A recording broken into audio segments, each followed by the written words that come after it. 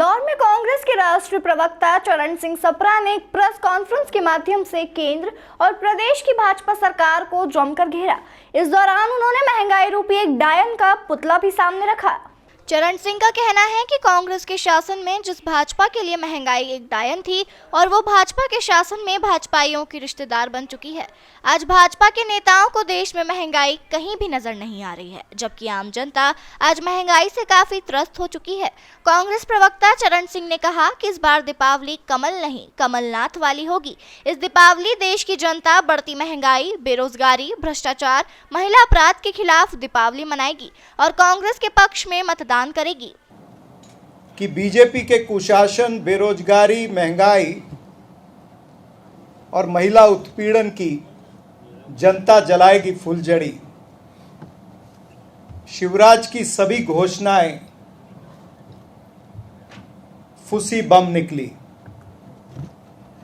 Congress old pension scheme लाएगी, छटेगा अंधकार, बनेगी कमलनाथ सरकार और दिवाली इस बार कमल नहीं कमलनाथ वाली होगी। दोस्तों, पिछले 18 वर्षों से शिवराज, जिनको मैं ठगराज कहता हूं, ठगराज की सरकार ने सरकारी कर्मचारियों को खूब प्रताड़ित किया है। और ये सरकारी कर्मचारी, जिनको हम रीढ़ की हड्डी कहते हैं, इस रीढ़ की हड्डी को मात्र शिवराज चौहान ही नहीं बल्कि देश के गृह मंत्री आदरणीय अमित शाह जी ने भी इनको बेइज्जत किया है, इनको धमकाने का प्रयास किया है। मुख्यमंत्री ने तो इनको पिट्ठू तक कहा है। सरकारी भर्तियों का अगर सिलसिला देखें तो सरकारी भर्तियों में विलंब और भ्रष्टाचार तो खूब देखा, चाहे वो पटवारी की भर्ती हो, नर्सिंग घोटाला हो, पुलिस की भर्ती हो या और सारी भर्तियां।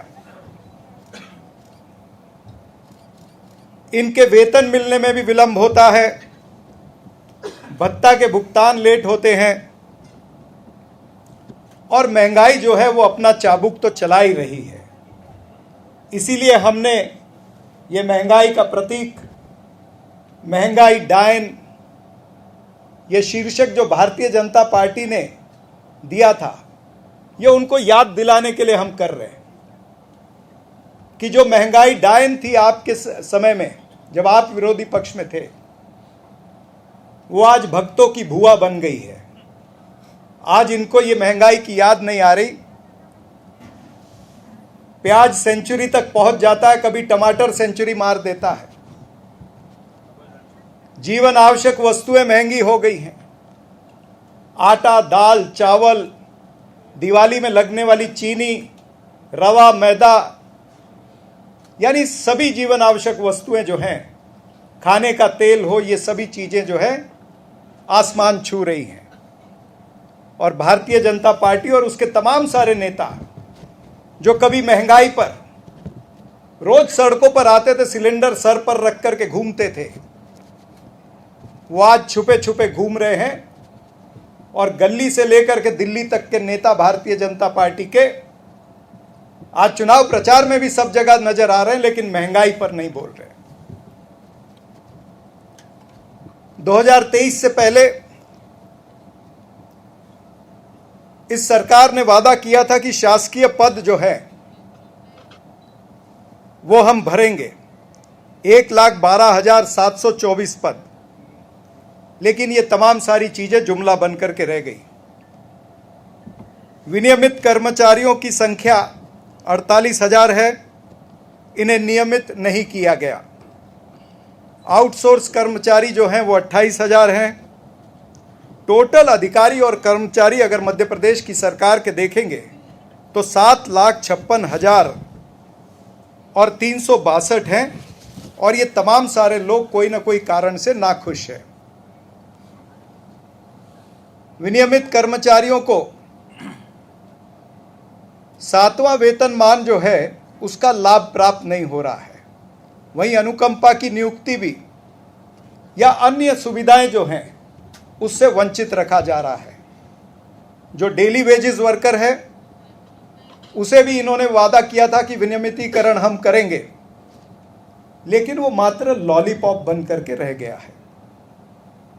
स्थायी कर्मचारियों को भी 7वां वेतन जो है उसमें विलंब, उसमें भत्ते की सुविधा कभी कभी नहीं मिलती है। इस तरह की चीजें जो है वो बार बार सामने आ रही हैं। हालांकि इन सभी कर्मचारियों ने, जो मध्य प्रदेश का और भारतीय जनता पार्टी से जुड़ा हुआ जो एक मजदूर संघ है, भारतीय मजदूर संघ, उस भारतीय मजदूर संघ ने भी ये आवाज उठाई है। कर्मचारियों की आवाज को उन्होंने भी बुलंद करने की कोशिश की है, उनकी तकलीफों को शिवराज चौहान और उनकी सरकार के सामने रखने का प्रयास किया, लेकिन वो भी विफल रहे।